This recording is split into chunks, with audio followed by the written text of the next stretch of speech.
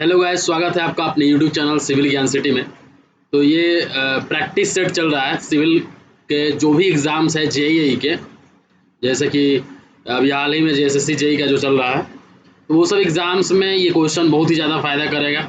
इससे रिलेटेड हम कंसेप्ट भी बताने वाले हैं। तो सबसे पहले देखिए, कंसिडर द फॉलोइंग स्टेटमेंट, और आप सबसे पहले इसका आंसर सोचिए क्या होगा। When cement is tested for setting time on gauging its so quick setting, this phenomenon known as flash set of cement is due to presence of high tricalcium aluminate in cement, alkalis in cement, tricalcium silicate in cement. Flash set cement के अंदर में जो होता है, ठीक है, तो वो किस वजह से ज़्यादा होता है। ये ऑप्शन में दिया हुआ है C3A की वजह से, कि अल्कलीस की वजह से, ट्राइक्लेशियम सिलिकेट, ये तीनों का ऑप्शन में अलग अलग टाइप का कॉम्बिनेशन दिया हुआ है। देखिए, तो होता क्या है, जैसे ही सीमेंट और पानी का रिएक्शन होता है तो हाइड्रेशन प्रोसेस स्टार्ट हो जाता है, और इसमें जो सीमेंट में 4 बोगस कंपाउंड बनते हैं। एक होता है आपका C3A होता है, ट्राई कैल्शियम एल्यूमिनेट होता है, ट्राई कैल्शियम एल्यूमिनेट होता है, ठीक है। इसके बाद होता है C3S होता है, C2S होता है और C4AF होता है। ये 4 बोगस कंपाउंड जो है, ये सीमेंट में क्लिंकर के बाद फॉर्म होते हैं। तो इसमें पूछ रहा है कि फ्लैश सेट अगर सीमेंट के अंदर में होता है तो किसके वजह से, अगर किसका अमाउंट ज़्यादा रहेगा तो होगा, ठीक है। तो इसका आंसर क्या हो जाएगा, इसका आंसर हो जाएगा 1 और 2, ठीक है। मतलब ट्राई कैल्शियम एल्यूमिनेट अगर ज़्यादा रहेगा सीमेंट के अंदर में तो फ्लैश हो सकता है, और अल्कलीस ज़्यादा रहेगा सीमेंट के अंदर में तो फ्लैश सेट हो सकता है। ट्राई कैल्शियम सिलिकेट की वजह से नहीं होगा, तो इसका आंसर 1 और 2 होता है। देखिए फ्रेंड्स, बहुत इंपॉर्टेंट क्वेश्चन है, और इससे C3A, C3S, C2S और C4F, इससे क्वेश्चन काफ़ी पूछा जाता है। इससे जो क्वेश्चन है काफ़ी पूछा जाता है। ये जो C3S है, सबसे पहले वाटर और सीमेंट में जब रिएक्शन स्टार्ट होता है तो सबसे पहले यही रिएक्ट करता है, C3A ही रिएक्ट करता है, ठीक है। ये तो पहले रिएक्ट करेगा, मतलब ये ज़्यादातर रिस्पॉन्सिबल है सेटिंग के लिए। इसको हम लोग सिलाइट भी बोलते हैं, C3A को सिलाइट बोलते हैं, ठीक है। C3A को सिलाइट, इसको हम लोग एलाइट बोलते हैं। ऐसे तो सीक्वेंस वाइज लिखिएगा तो एलाइट, बेलाइट और सिलाइट होता है, और ये फिलाइट होता है, ठीक है। आप ऐसे ट्रिक से भी याद कर सकते हैं, ABC फ्रॉड आदमी है, इस ट्रिक से भी आप याद रख सकते हैं। यहाँ पे A फॉर एलाइट जो कि C3S है, B फॉर बेलाइट जो कि C2S है, और C फॉर सेलाइट जो कि C3A है, और F जो फ्रॉड जो बोले वो फिलाइट है। तो ये ट्रिक से भी आप याद रख सकते हैं। इसमें आपको याद रखना है कि सबसे पहले जो रिएक्ट करता है वो C3A रिएक्ट करता है, ठीक है। और जो C3S है वो ईयरली सेटिंग के लिए रिस्पॉन्सिबल है। C2S जो है ये अल्टीमेट स्ट्रेंथ के लिए, ये ईयरली स्ट्रेंथ, ये अल्टीमेट स्ट्रेंथ के लिए रिस्पॉन्सिबल है, ठीक है। और C4F जो है, इसको फेलाइट बोलते हैं, जो कि पुअर सीमेंटिक वैल्यू होता है इसका। और ये जो होता है, ये आपका लॉन्ग टर्म जो स्ट्रेंथ होता है उसके लिए रिस्पॉन्सिबल है। इसमें कम स्ट्रेंथ, इससे कम स्ट्रेंथ आता है। सबसे ज़्यादा C2S आता है जो कि अल्टीमेट स्ट्रेंथ के लिए रिस्पॉन्सिबल है। अगर हीट ऑफ हाइड्रेशन का बात करें तो सबसे ज़्यादा जो होगा वो C3A में होगा, और इसमें होता है 865 जूल पर कैलोरी होता है। 865 जूल पर कैलोरी C3A में होता है। C3S का अगर हम बात करें, C3S का बात करें तो इसमें कितना होता है, 500 होता है, जूल पर कैलोरी होता है इसमें। और बिलाइट का बात करें तो इसमें कितना होता है, इसमें आपका 260 जूल पर कैलोरी होता है, 260 जूल पर कैलोरी होगा। और इसमें हम फिलाइट की बात करें तो 420 जूल पर कैलोरी होता है। ये चीज़ ये बहुत इंपॉर्टेंट है, इसे क्वेश्चन पूछता है, एक क्वेश्चन इतना ही से पूछ लेगा आपसे, ठीक है। आते हैं नेक्स्ट क्वेश्चन में, दूसरा number, question number 2। Lime motor is generally made with, जो लाइम मोटार होता है वो किससे बनता है, ठीक है। लाइम मोटार जो है वो किससे बनता है, तो लाइम मोटार आप हमेशा याद रखिए कि हाइड्रोलिक लाइम से बनता है। हाइड्रोलिक लाइम क्या होता है, हाइड्रोलिक लाइम का अगर बात करें तो this lime contains clay and some amount of ferrous oxide, ठीक है। मतलब ये जो लाइम है ये क्या क्या कंटेंट करता है, क्ले प्लस सम अमाउंट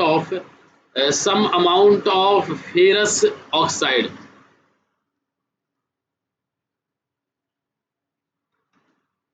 ठीक है, ये जो है ये लाइम जो है ये अंडर वाटर जो है सेट होता है, पानी के अंदर में सेट हो जाएगा, इसीलिए हम लोग इसको क्या बोलते हैं, वाटर लाइम भी बोलते हैं। इस लाइम को हम लोग वाटर लाइम भी बोलते हैं या फिर हाइड्रोलिक लाइम, लाइम तो हो ही गया। इसके पास में, इस लाइम के पास में बहुत ही बढ़िया सीमेंटिंग प्रॉपर्टी होता है। जो सीमेंट का प्रॉपर्टी होता है इस लाइम के पास में बहुत ही बढ़िया सीमेंटिंग प्रॉपर्टीज होता है। और ये जो होगा ये 1 से 2 घंटा में क्या करेगा, स्लैग करेगा, रिएक्ट करेगा। और इसको हम लोग इम्पोर्टेंट स्ट्रक्चर कंस्ट्रक्ट करने में हाइड्रोलिक लाइम का प्रयोग करते हैं, इम्पोर्टेंट स्ट्रक्चर वगैरह बनाने में हाइड्रोलिक लाइम का प्रयोग करते हैं। ठीक है, और आपका यहाँ पे हम बात कर लेते हैं अगर फैट लाइम का, तो फैट लाइम में क्या होता है, इसको हम लोग रिच लाइम भी बोलते हैं। फैट लाइम को हम लोग रिच लाइम भी बोलते हैं, हाई कैल्शियम लाइम भी बोलते हैं, हाई कैल्शियम लाइम भी बोल देते हैं इसको। और इसको हम लोग और क्या बोलते हैं, वाइट लाइम भी बोलते हैं, इसको हम वाइट लाइम भी बोल देते हैं। ठीक है, अगर हम इसका बात करें तो ये कैल्शियम ऑक्साइड 95% मिक्स होता है इसमें, और इसके बाद 5% जो होता है वो इम्प्योरिटीज होता है। फैट लाइम का भी हम बात कर रहे हैं। ठीक है, और ये आपका जो इम्पोर्टेंट स्ट्रक्चर है उसमें भी फैट लाइम यूज होता है। और पुअर लाइम का अगर हम बात करें तो जिसको कि हम लीन लाइम भी बोलते हैं और इम्प्योर लाइम भी बोलते हैं। ठीक है, एक होता है आपका पुअर लाइम। ठीक है, पुअर लाइम को हम लोग लीन लाइम भी बोलते हैं, जैसे कि लीन कंक्रीट के बारे में पढ़े हैं जो कि पुअर ग्रेड का कंक्रीट होता है। और इम्प्योर लाइम के बारे में ये प्योर लाइम ही होता है। इम्प्योर लाइम मतलब अशुद्ध होता है और एक कम क्वालिटी का होता है। इसमें कैल्शियम ऑक्साइड कम होगा लेकिन क्ले जो है वो ज़्यादा होगा और इम्प्योरिटीज भी ज़्यादा होगा।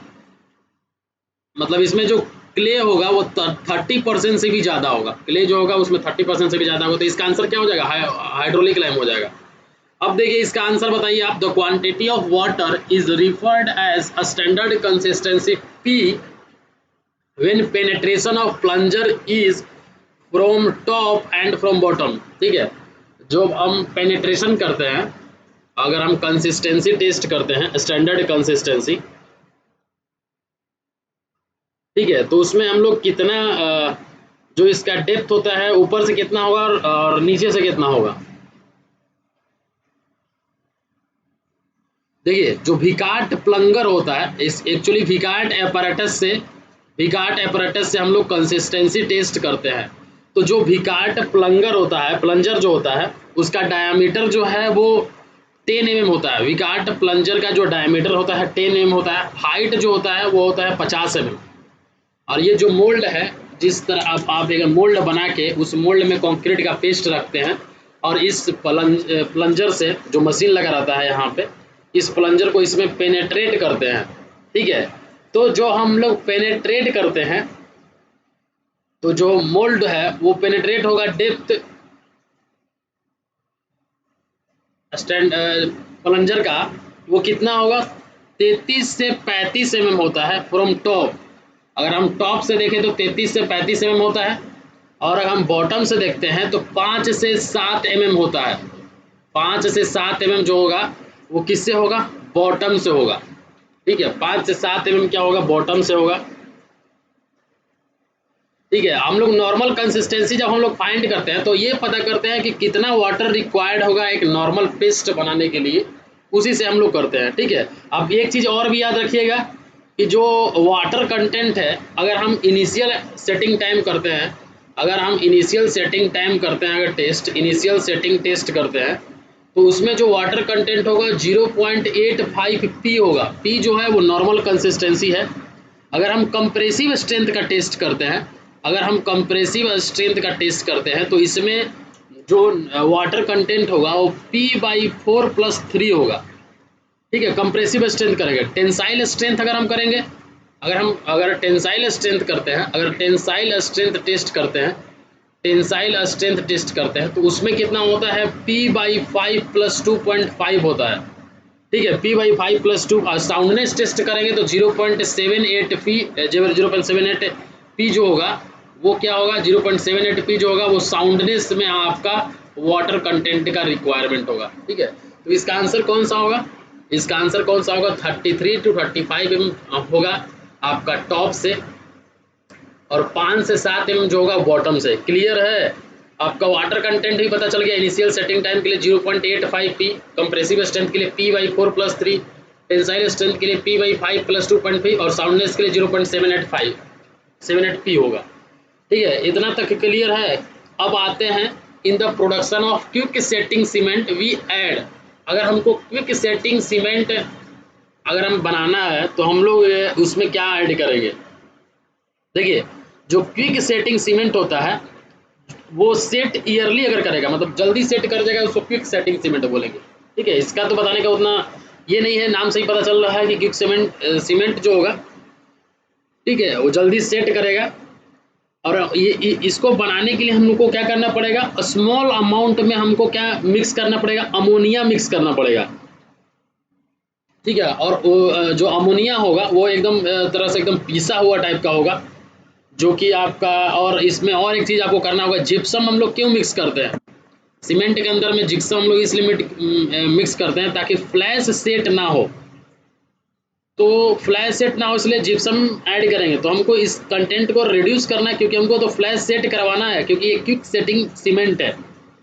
तो सबसे पहला चीज़ तो आपको यहाँ पे ये पता चल गया कि आपको क्या ऐड करना है, यहाँ पे एलुमिना ऐड करना है, एलुमिना यहाँ पे ऐड करना है आपको।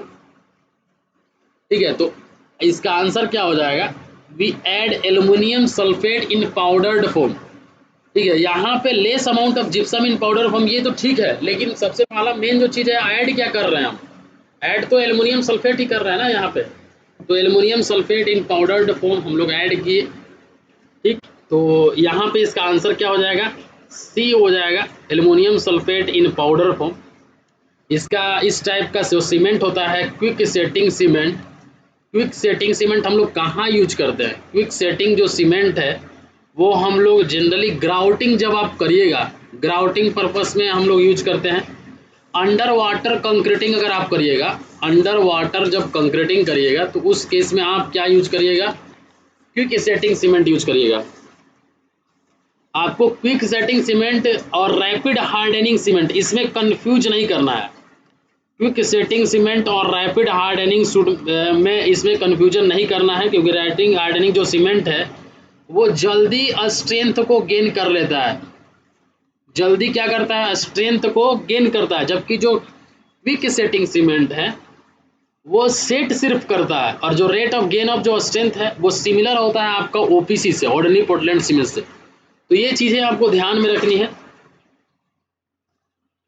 आपका जो ऑप्शन 1 है और जो 3 है ये दोनों करेक्ट है, बट अगर हम बात कर लेते हैं सिर्फ कॉन्सेप्ट पे तो 3 जो ऑप्शन है वो ज़्यादा अप्रोप्रिएट है। ठीक है, तो इसका आंसर सी हो जाएगा। आते हैं नेक्स्ट क्वेश्चन में, इसका आंसर बताइए आप लोग। Blank space is a type of lime obtained by calcination of limestone and consist of 95% और more CaO and less than 5% impurities. ठीक है, अभी हम जस्ट बताएं कि फैट लाइम जो होता है, फैट लाइम जो होता है वो आपका 95% आपका कैल्शियम ऑक्साइड होता है और 5% जो होता है उसमें इम्प्योरिटीज होता है। ठीक है, 3 टाइप के लाइम के बारे में आज फिर हम आपको बताएंगे। यहाँ पे 3 टाइप के लाइम के बारे में फिर से अब हम आपको यहाँ पे बताए थे। इसका आंसर क्या हो जाएगा, फैट लाइम हो जाएगा। एक हो गया आपका फैट लाइम, एक हो गया आपका हाइड्रोलिक लाइम जो कि अभी जस्ट हम बताएं आप लोगों को, हाइड्रोलिक लाइम, और एक हो गया आपका पुअर लाइम। ठीक है, 3 टाइप के लाइम के बारे में आपको अभी हम यहाँ पे डिस्कस करेंगे। जो फैट लाइम होता है ये जल्दी सेट करता है, फैट लाइम जो होगा स्लैक्स विग्रसली जल्दी सेट करेगा। ठीक है, और इसीलिए हम इसको फैट लाइम बोलते हैं। और इसका जो वॉल्यूम है वो इंक्रीज कर देता है 2 से 2.5%। जो मतलब जैसे ही पानी आप लाइम में मिक्स करते हैं तो आप देखते हैं कि नहीं, एकदम लगता है कि उसमें से भाप बिगने लगा। ठीक है। तो ये फैट लाइम में जल्दी वो चीज़ें होगा, ठीक है। और इसका वॉल्यूम जल्दी इंक्रीज करेगा, 2.5 टाइम्स जो है इंक्रीज करेगा ओरिजिनल वॉल्यूम का, ठीक है। और it possesses perfectly white colour, इसलिए इसको हम लोग वाइट लाइम भी बोलते हैं। इसको हम लोग कौन सा लाइम बोलेंगे? वाइट लाइम भी बोलते हैं इसको, ठीक है। इसमें 95% आपका कैल्शियम ऑक्साइड हो जाएगा, ठीक है। इसको हम लोग प्योर लाइम, रिच लाइम और हाईली कॉस्टिक लाइम भी बोलते हैं। ये जल्दी तो स्लैक्स करता है, लेकिन जो हार्ड होगा वो धीरे धीरे होगा, स्लोली होगा। इसका जो सॉल्युबिलिटी होगा वाटर के अंदर में ज़्यादा होगा, डिग्री ऑफ प्लास्टिसिटी जो होगा वो भी ज़्यादा होगा, ठीक है। और अगर बात करें एयर के रिस्पेक्ट में कम सेट करेगा। ये हम लोग अगर जहाँ पे प्लास्टर वर्क करते हैं, प्लास्टरिंग में एंड वाइट वॉशिंग में हम लोग क्या यूज करते हैं? वाइट वॉशिंग में फ्लैट लाइम यूज करते हैं। हाइड्रोलिक लाइम का बात करें तो इसको हम लोग वाटर लाइम भी बोलते हैं, हाइड्रोलिक लाइम को वाटर लाइम भी बोलते हैं, ठीक है। इसमें जो लाइम स्टोन होता है वो 70 से 92% प्योरिटी में होता है। ये जनरली हम लोग ब्रिक मेसनरी और स्टोन मेसनरी में हम लोग हाइड्रोलिक लाइम यूज करते हैं। प्योर लाइम जो होता है वो आपका पुअर लाइम बोल सकते हैं, इसको इम्प्योर लाइम है और लीन लाइम है, जो कि अभी हम बताएं ब्रिक फाउंडेशन, जो हम लोग brick work around the foundation में जब हम लोग ब्रिक वर्क करते हैं तो उसमें हम लोग ये वाला यूज कर सकते हैं। आते हैं next question. For complete hydration of cement the water cement ratio needed is, देखिए for complete hydration of cement जो वाटर सीमेंट रेशियो होता है वो 38% होता है। 23% जो होता है वो हाइड्रेशन के लिए रिक्वायर्ड होता है, और जो 15% जो होता है वो आपका केमिकल रिएक्शन और जो आपका वॉइड्स होता है सीमेंट के अंदर में, ठीक है। जेल पोर्स जो होता है उसके लिए 15%, मतलब कुल मिला के 38% वाटर रिक्वायर्ड होता है आपका कंप्लीट हाइड्रेशन के लिए। तो यहाँ पे आंसर क्या होगा? More than 0.35 but less than 0.45, तो इसका आंसर सी हो जाएगा। आते हैं नेक्स्ट क्वेश्चन में। When the air permeability method is used to determine the fineness of a cement, the fineness expressed as, जो फाइननेस होता है वो कैसे एक्सप्रेस करते हैं? तो आप हमेशा याद रखिए कि जो फाइननेस होता है वो हम लोग cm² पर ग्राम में डिनोट करते हैं। तो इसका आंसर क्या हो जाएगा? Total surface area in square centimetre और पर ग्राम ऑफ सीमेंट, ठीक है। जो फाइननेस टेस्ट होता है सीमेंट का वो क्यों करते हैं हम लोग? प्रॉपर ग्राइंडिंग हो रहा है कि नहीं सीमेंट का, और रेट ऑफ हाइड्रेशन को कितना इन्फ्लुएंस कर रहा है उसके लिए हम लोग करते हैं। दो मेथड से हम लोग फाइननेस टेस्ट करते हैं। एक होता है आपका एयर परमेबिलिटी मेथड, जिसको कि प्लेन्स मेथड भी बोलते हैं। दूसरा मेथड होता है सीविंग मेथड, सीविंग मेथड से भी हम लोग करते हैं, ठीक है। तो इसमें हम लोग आपका टोटल सरफेस एरिया से हम लोग डिनोट करते हैं। इसमें आपका cm² पर ग्राम से हम लोग इसका करते हैं, ठीक है। जितना ही सरफेस एरिया ज़्यादा होगा, जितना ही सरफेस एरिया ज़्यादा होगा उतना ही जो सीमेंट है फाइन होगा, उतना ही जो फाइननेस है वो इंक्रीज करेगा। तो इसका आई थिंक आपको समझ में आ गया। आते हैं नेक्स्ट क्वेश्चन में। Lime saturation factor for a good quality of cement is generally, lime जो सेचुरेशन फैक्टर होता है, लाइम सेचुरेशन फैक्टर जो होता है ये आपका percent of lime divided by percent of lime divided by percentage of alumina plus iron oxide plus silica, इसका ratio होता है। Percentage of lime to the percentage of alumina, iron oxide और silica, इसका रेशियो होता है lime saturation factor. ये generally आपका 0.66 से 1.02 तक होता है। तो इसका लाइम जो सेचुरेशन फैक्टर है इसका आंसर क्या हो जाएगा? दूसरा हो जाएगा। आते हैं नेक्स्ट क्वेश्चन में। मैच करना है cement mortar for different work और उसका प्रोपोर्शन, ठीक है। तो आप ये एक चीज़ याद रखिएगा, जो cement motor with nominal brick work अगर हम करते हैं, नॉर्मल ब्रिक वर्क, तो इसमें जो रेशियो होता है 1:6 होता है। अगर हम प्लास्टर कर रहे हैं तो इसमें जो रेशियो होता है 1:4 होता है। अगर हम cement mortar for grouting the cavernous rocks, अगर हम ग्राउटिंग कर रहे हैं तो ग्राउटिंग कर रहे हैं तो वहाँ पे जो रेशियो होता है 1:1.5 होता है। अगर आप सीमेंट मोटर फॉर ग्नूटिंग कर रहे हैं तो यहाँ पे जो रेशियो होता है 1:3 होता है। तो इससे अगर आप आंसर मैच करेंगे तो थर्ड इसका सी आंसर हो जाएगा।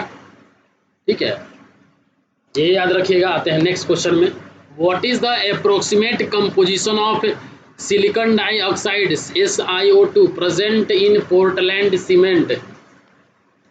What is the approximate composition of silicon dioxide SiO2 present in ordinary Portland cement? ठीक है, ऑर्डिनरी पोर्टलैंड सीमेंट में SiO2 का परसेंटेज कितना होता है सिलिका का? ठीक है, तो सीमेंट में आप ये याद रखिएगा, सीमेंट में आप ये याद रखिएगा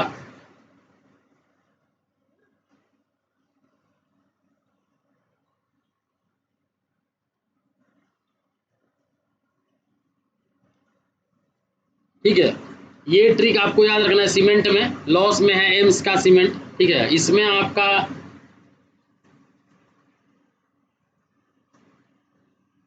ठीक है, इसमें एल से हो जाएगा आपका लाइम हो जाएगा।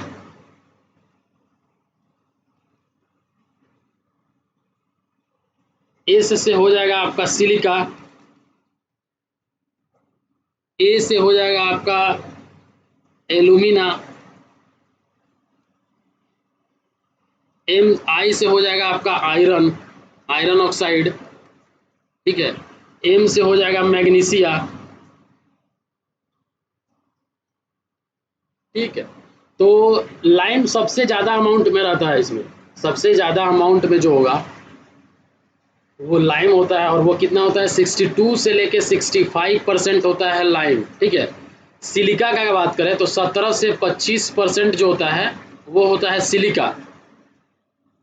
एल्यूमिना का बात करें तो 3 से 8% जो होता है वो एल्यूमिना होता है। मैग्नीशिया का बात करें तो ये 1 से लेके 3% तक होता है, और आयरन ऑक्साइड की अगर हम बात कर लेते हैं तो 3 से 4% होता है। क्वेश्चन में आपसे क्या पूछ रहा है? सिलिका पूछ रहा है। तो सिलिका कितना परसेंट होगा? 17 से 25% होगा। लाइम जो होता है स्ट्रेंथ एंड साउंडनेस के लिए रिस्पॉन्सिबल होता है। स्ट्रेंथ एंड साउंडनेस के लिए आपका लाइम रिस्पॉन्सिबल है। सिलिका जो है वो आपका स्ट्रेंथ और स्ट्रेंथ के लिए रिस्पॉन्सिबल है। अगर आप लाइम एक्सेस मात्रा में मिला देते हैं तो जो सीमेंट हो जाएगा वो अनसाउंड हो जाएगा और एक्सपेंड कर देगा, टूट सकता है उसका मॉलिक्यूल्स। अगर हम सिलिका ज़्यादा मिला देते हैं तो इसका जो सेटिंग हो जाएगा वो क्या हो जाएगा? स्लो हो जाएगा। अगर हम बात कर लेते हैं एल्यूमिना का, ये आपका क्विक सेटिंग ऑफ सीमेंट के लिए रिस्पॉन्सिबल है, क्विक सेटिंग के लिए रिस्पॉन्सिबल है। अगर आप ज़्यादा अमाउंट मिलाइएगा तो स्ट्रेंथ क्या हो जाएगा? रिड्यूस हो सकता है इसका। आयरन ऑक्साइड का बात करें तो ये आपका कलर के लिए है, हार्डनेस के लिए है। ठीक है, मैग्नीशिया का बात करें तो ये भी आपका हार्डनेस और कलर के लिए है, और ये श्रिंकेज को डिक्रीज करता है। ठीक है, अगर एक्सेस मात्रा में मिला दीजिएगा तो सीमेंट जो हो जाएगा अनसाउंड हो जाएगा। अल्कलीज भी होता है वो आपका 0.2 से 1% होता है, वो आपका लिमिट में होना चाहिए। ठीक है, तो ये आपका आंसर हो जाएगा 17 से 25%। आते हैं नेक्स्ट क्वेश्चन में। नेक्स्ट क्वेश्चन क्या बोल रहा है? Which one of the following is the correct statement? ठीक है, और स्टेटमेंट क्या है? Strength of timber is, strength of timber is in maximum in a direction parallel to the grain, maximum in a direction perpendicular to the grain, is maximum in a direction 45 degree to the grain, और remains same in all direction। देखिए, तो timber जो होता है वो high tensile strength show करता है parallel to the grain के रिस्पेक्ट में। ठीक है, तो इसका आंसर क्या हो जाएगा? Strength of timber is maximum in a direction parallel to the grain. ठीक है, तो इसका आंसर क्या हो जाएगा? Strength of timber is maximum in a direction parallel to the grain, ये इसका आंसर हो जाएगा।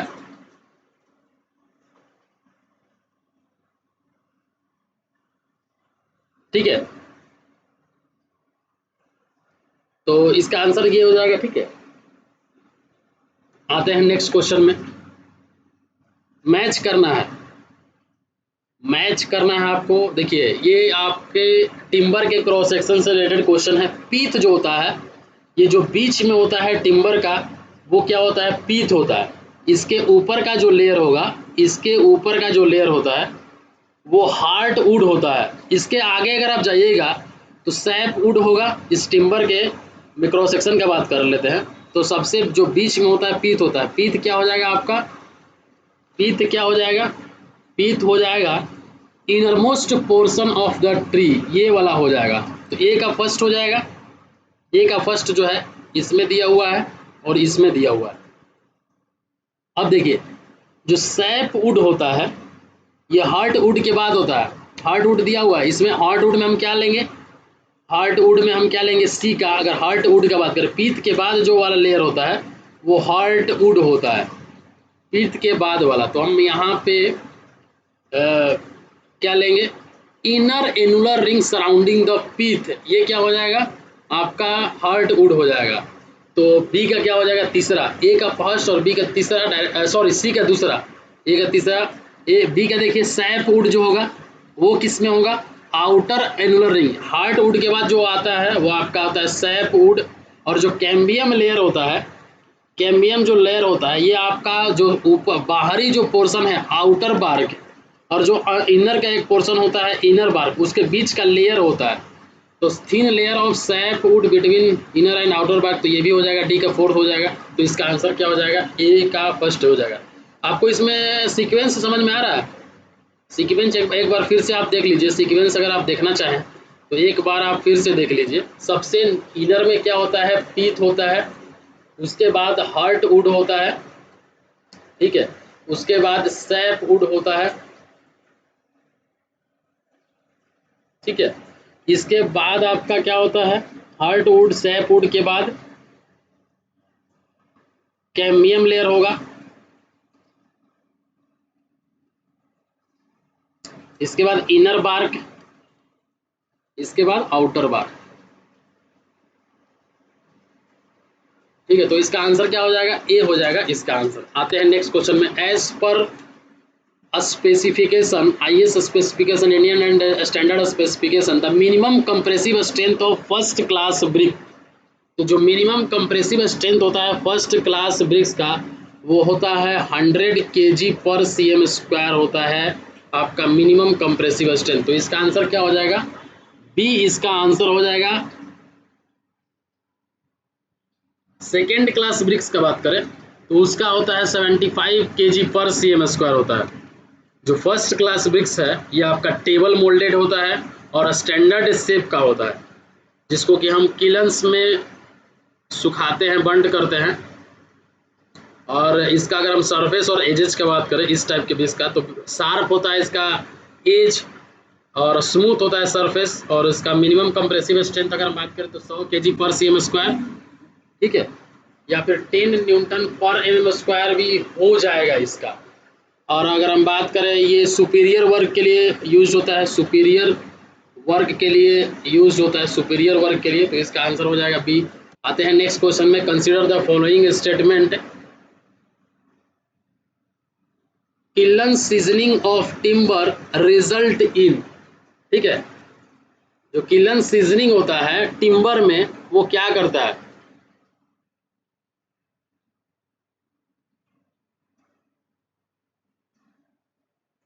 देखिए किलन जो होता है एक आपका एयर टाइट चेम्बर होता है,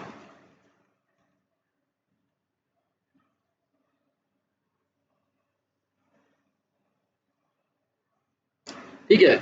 इसमें हम लोग जाके टिम्बर को रख देते हैं और इसमें का जो टेम्परेचर है वो 35 डिग्री सेल्सियस से 38 डिग्री सेल्सियस तक हम लोग क्या करते हैं, इसमें फोर्स करते हैं 38 डिग्री सेल्सियस तक। हीट जो है ग्रेजुअली इसमें टिम्बर में प्रवेश करता है। और ये जो मेथड है ये सीजनिंग के लिए यूज करते हैं लार्ज स्केल में। अगर ज़्यादा स्केल में हमको सीजनिंग करना होता है तो ये अगर हम सीजनिंग करते हैं तो इसमें क्या होगा, डेंसिटी क्या हो जाएगा, रिड्यूस हो जाएगा, और जो आपका डायमेंशनल स्टेबिलिटी है वो आ जाएगा। तो इसका आंसर 1 एंड 3 होगा। तो डी इसका आंसर हो जाएगा, reduced density on dimensional stability. आते हैं नेक्स्ट क्वेश्चन में। Which of the following can not be correct comparison between clamp burning and kiln burning. ठीक है, अब देखिए यहाँ पे समझिए बात को। देखिए ये आपका किलन बर्निंग है, ये आपका क्लैंप बर्निंग।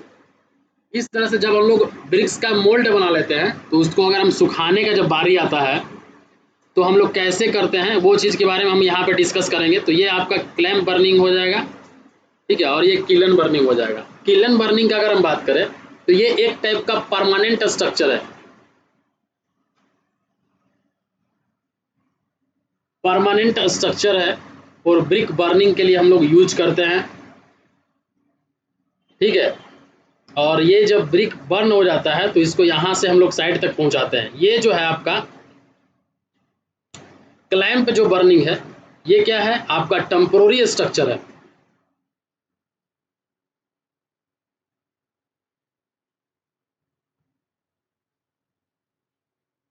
ठीक है, ये क्या है टेम्पोररी स्ट्रक्चर है।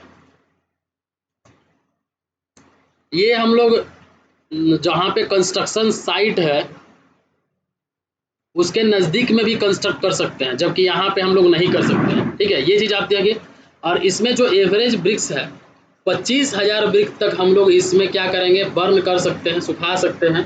ठीक है, इसमें जो है आपका 20,000 से ये 25,000 पर डे, इसमें आपका 20,000 से 1,00,000 तक भी हम लोग कर सकते हैं।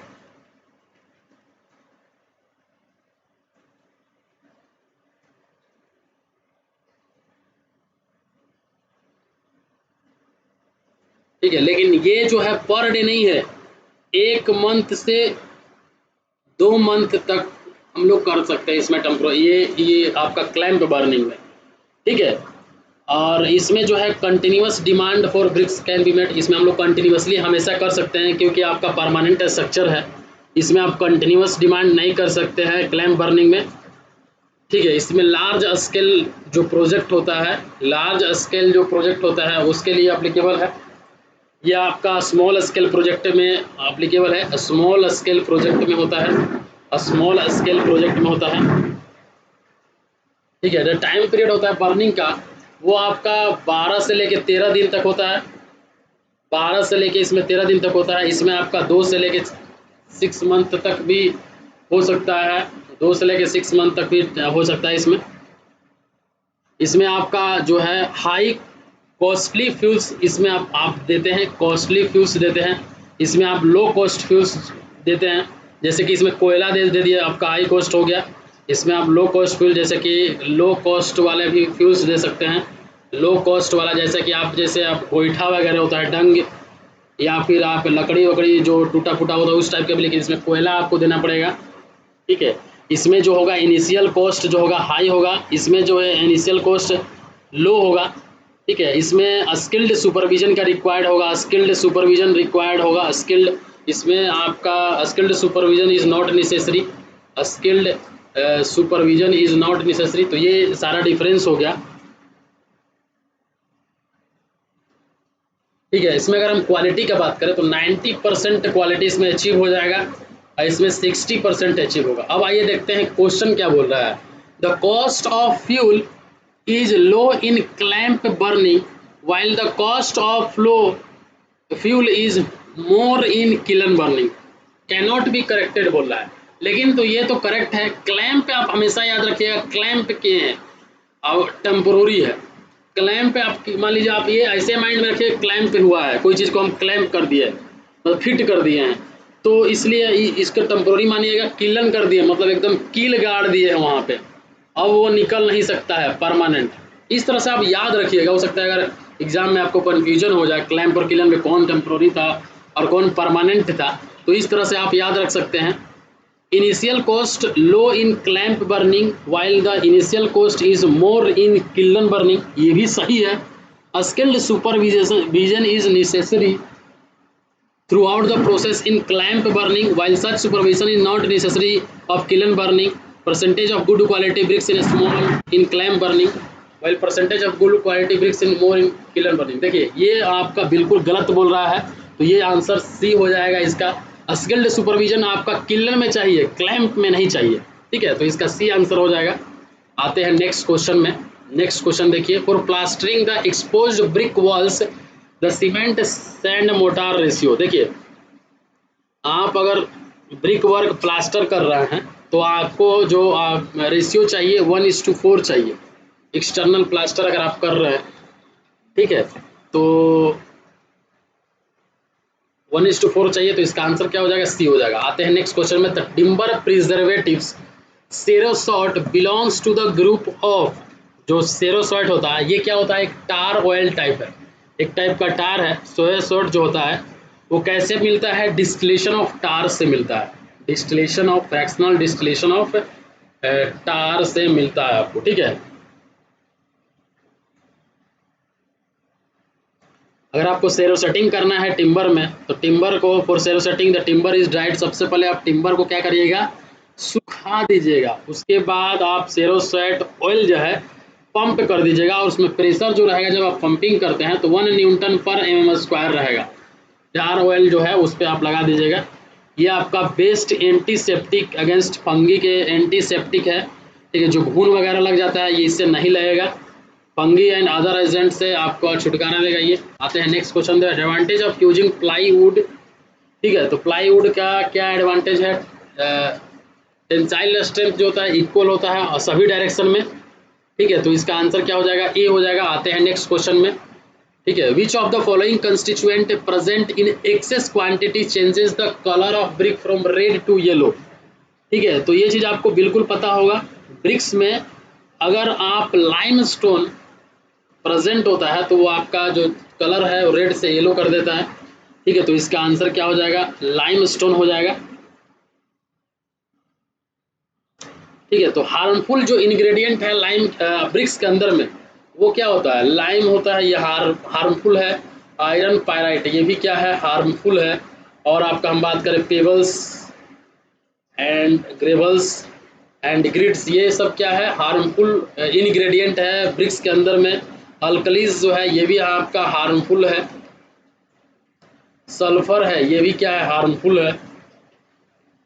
तो इसका आंसर क्या हो जाएगा? लाइमस्टोन हो जाएगा। आते हैं नेक्स्ट क्वेश्चन में।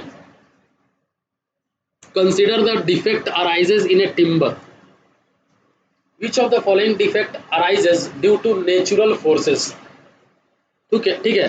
तो नेचुरल फोर्सेस के वजह से कौन कौन सा डिफेक्ट होता है, ठीक है, तो इसका आंसर क्या हो जाएगा? रिंडिगॉल्स जो होता है ये आपका नेचुरल डिफेक्ट है, ठीक है। ट्विस्टेड फाइबर जो है ये भी आपका नेचुरल डिफेक्ट है। सेक्स जो है ये भी नेचुरल डिफेक्ट, तो इसका आंसर 1, 2 एंड 3 आ जाएगा। रिंडिगॉल देखिए एक टाइप का उभरा हुआ पोर्शन जो होता है ट्री के अंदर में, वो आपका हो जाता है नेचुरल डिफेक्ट टिम्बर के अंदर में।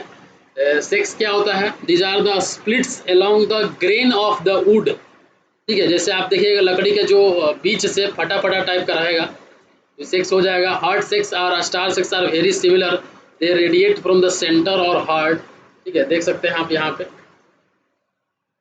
आपका हार्ट सेक्स हो जाएगा, ये स्टार सेक्स हो जाएगा। हार्ट सेक्स मतलब समझिए कि पेड़ के हार्ट से निकल रहा है ज़्यादा। स्टार सेक्स मतलब सिर्फ स्टार टाइप का बना हुआ है। यहाँ नेचुरल टिम्बर डिफेक्ट में आपका हार्ट सेक आ जाएगा, स्टार सेक आ जाएगा, सेल सेक आ जाएगा। ये आपका जो है हार्ट सेक है, हार्ट से स्टार्ट हो रहा है।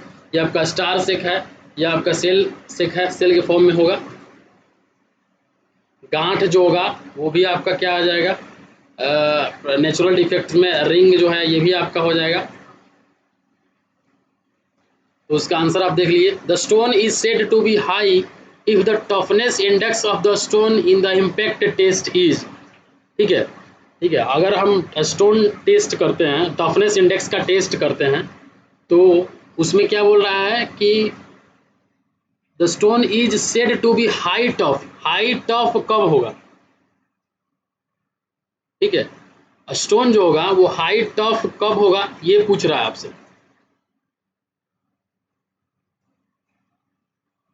तो इसका आंसर आप क्या दीजिएगा?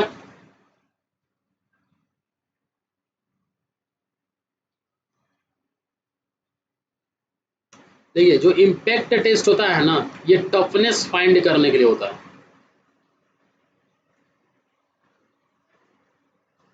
ठीक है। और जो टफनेस इंडेक्स है अगर लेस देन 13 होगा तो नॉट टफ, टफ नहीं होगा ज़्यादा ये। अगर टफनेस इंडेक्स 13 से 19 के बीच में होगा तो मॉडरेटली टफ होगा। अगर टफनेस इंडेक्स ग्रेटर देन 19 होगा तो हाई टफ होगा, ये याद रखिएगा। लेस देन 13, 13 टू 19, और ये सब क्वेश्चन जो है ना आपको पूरी तरह से याद रखना पड़ेगा, यही सब डाटा पूछता है और एग्जाम में जाके आप कंफ्यूज कर जाते हैं। 13 से 19 पहले याद रखिए, इसके बाद आप देखिए कि 13 से कम होगा तो नॉट टफ होगा, और ग्रेटर देन 19 होगा तो हाई टफ होगा, बीच में होगा तो मॉडरेट होगा। रट जाइए एकदम, लेस देन 13, 13 से 19, ग्रेटर देन 19। तो इसका आंसर क्या होगा? The stone is said to be high tough if toughness index is greater than 19। 19 याद रखिए आप, ठीक है। आते हैं नेक्स्ट क्वेश्चन में, which of the following statement is correct, ठीक है। The attrition test on the stone is performed to determine the rate of wear of a stone due to grinding action under traffic। जो attrition test होता है ये आपका rate of wear किसी भी granular material का मेजर करने के लिए होता है, ठीक है। तो इससे हम परसेंटेज ऑफ कैसे निकालेंगे कि वियर कितना वियर हुआ है, आप ऐसे निकाल सकते हैं कितना लॉस हो रहा है वेट में, divided by initial weight into 100 करिएगा तो इससे आप निकलेगा। तो ये तो आपका स्टेटमेंट सही है। Smith test of a stone is performed to determine the presence of soluble matter of a stone, ठीक है। जो स्मिथ टेस्ट होता है स्टोन के अंदर में, ये सोल्यूबल मैटर फाइंड करने के लिए होता है स्टोन का, ठीक है। तो इसका आंसर क्या हो जाएगा? The test is find out the presence of soluble matter. दोनों ऑप्शन सही हो जाएगा, तो both A and B option are correct. तो इसका आंसर क्या हो जाएगा? Both A and B option सही हो जाएगा, ठीक है। तो इसका सी आंसर हो जाएगा। आते हैं नेक्स्ट क्वेश्चन में, Mangalore tiles belong to the category of. तो मैंगलोर जो टाइल्स होता है वो आपका फ्रंट क्ले ब्रिक्स होता है, देख सकते हैं आप। ये इस टाइप के हम लोग टाइल्स को मैंगलोर टाइल्स बोलते हैं। ये एक टाइप का टाइल है जो कि मैंगलोर सिटी से सबसे पहले प्रोड्यूस हुआ था, इंडिया के अंदर में ही है। ये जो होता है रेड कलर्ड क्ले टाइल्स होता है, देख सकते हैं आप, रेड कलर्ड क्ले टाइल्स है, red coloured burned clay tiles इसको हम लोग बोल सकते हैं। तो बर्न जो आपका मैंगलोर टाइल्स होता है, these are the red colour clay tiles of unique in shape and size. Since the clay tiles are molded under extreme heat, they are resistant to damage or destruction from the fire, ठीक है। तो ये चीज़ भी आप याद रखिएगा। तो इसका आंसर क्या हो जाएगा? मैंगलोर टाइल्स इसका फ्रंट क्ले ब्रिक्स हो जाएगा, ठीक है। आपका जो मोज़ेक टाइल्स होता है ये आपका मटेरियल का कॉम्बिनेशन होता है, जैसे कि ग्लास से मिक्स हुआ रहता है, सिरामिक से मिक्स हो जाता है, पोर्सिलेन से, और पोर्सिलेन और स्टोन इसका मिक्सचर होता है। बाथरूम वगैरह में हम लोग मोज़ाइक टाइल्स यूज करते हैं, ठीक है। स्लेट टाइल्स आपका नेचुरल स्टोन से होता है, जो कि आपका डायरेक्टली नेचुरल स्टोन से क्वेरिड होता है, ठीक है। तो ये आपका ये और कंक्रीट टाइल्स के बारे में पता हो, कंक्रीट का बना रहता है, हाईली ड्यूरेबल होता है, ठीक है, कंक्रीट टाइल्स। तो इसका आंसर क्या हो जाएगा? बी हो जाएगा। आते हैं नेक्स्ट क्वेश्चन में, जैम्पर इज टूल यूज फॉर। तो जैम्पर जो होता है, जो टूल यूज होता है वो आपका क्वेरिंग के लिए होता है। क्वेरिंग क्या होता है? क्वेरिंग ऑफ स्टोन, अगर आप नेचुरल जो रॉक होता है उससे आप अगर खुदाई करके स्टोन निकालते हैं तो उसको क्या बोलते हैं? क्वेरिंग ऑफ स्टोन बोलते हैं, ठीक है। और उसके लिए हम लोग जैम्पर यूज करते हैं। ड्रेसिंग क्या होता है? जो आपका नेचुरल रॉक से स्टोन निकला वो इरेगुलर शेप में होता है, तो उसको हम लोग क्या करते हैं? काट छाट के उसको एक स्मूथ सरफेस बनाते हैं, इरेगुलर सरफेस बनाते हैं, तो उसको हम लोग क्या बोलते हैं? ड्रेसिंग ऑफ स्टोन बोलते हैं, ठीक है। आते हैं नेक्स्ट क्वेश्चन में, ठीक है। Which of the following is are the property of good quality of stone, ठीक है। गुड क्वालिटी स्टोन का क्या प्रॉपर्टीज है? तो crushing strength, good quality stone का अगर हम बात करें 1000 kg पर cm। देखिए सबसे पहले आप समझिए कि जो गुड क्वालिटी स्टोन होता है उसका क्या क्या प्रॉपर्टी होता है। तो सबसे पहले तो उसका जो कंप्रेसिव स्ट्रेंथ होना चाहिए वो 1000 kg पर cm² से ज़्यादा होना चाहिए, या फिर 100 न्यूटन पर mm² से ज़्यादा होना चाहिए। एक चीज़ हो गया।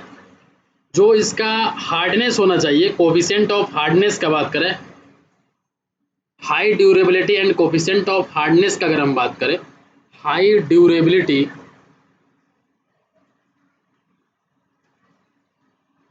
एंड कोफिशिएंट ऑफ हार्डनेस का अगर हम बात करें तो ये ग्रेटर देन 14 होना चाहिए। Stone should be well seasoned होना चाहिए, जो स्टोन होना चाहिए वो वेल सीजनड होना चाहिए before putting in its use. और स्पेसिफिक ग्रेविटी जो होगा वो 2.7 से ज़्यादा होना चाहिए। और अभी हम टफनेस इंडेक्स का बात किए तो टफनेस इंडेक्स जो होगा वो ग्रेटर देन 13 होना चाहिए। आपको बता दीजिए अगर ग्रेटर देन 13 होगा, लेस देन 13 होगा तो नॉट टफ होगा, ग्रेटर देन 13 और 19 के बीच में होगा तो मॉडरेट टफ होगा, और ग्रेटर देन 19 होगा तो हाई टफ होगा। ये चीज़ आप ध्यान रखिएगा। तो टफनेस 13 और वो लो वाटर एब्जॉर्प्शन होना चाहिए, लो वाटर एब्जॉर्प्शन होना चाहिए। ठीक है, तो इसका आंसर कौन सा हो जाएगा? अब आप इसका आंसर बताइए, इसका आंसर क्या हो जाएगा? तीनों हो जाएगा, ए बी एंड सी तीनों इसका आंसर हो जाएगा। ठीक है, तीनों इसका आंसर हो जाएगा। Next question, which of the following statements are correct? The stone work resist fire better than brick work. ठीक है, स्टोन वर्क जो होगा वो ज़्यादा ब्रिक वर्क से ज़्यादा रेजिस्ट करेगा। ठीक है, the mortar joint in brick work are thin and hence structure becomes more durable. Stone work is stronger than brick work. Stone work is preferred in monumental structure. तो इसका answer आपको देना है कमेंट बॉक्स में, कौन सा इसका answer है। जरूर से जरूर इसका आंसर जो है कमेंट बॉक्स में दीजिए। ठीक है, अगर आपको पता है तो इसका आंसर जरूर से जरूर दीजिए आंसर। अगर आपको वीडियो अच्छा लग रहा है तो जरूर जरूर एक लाइक करके ही जाइएगा, और जितना हो सके शेयर करिए। चैनल पर फर्स्ट है तो सब्सक्राइब कर लीजिए। ठीक है, thank you for watching this video, have a nice day.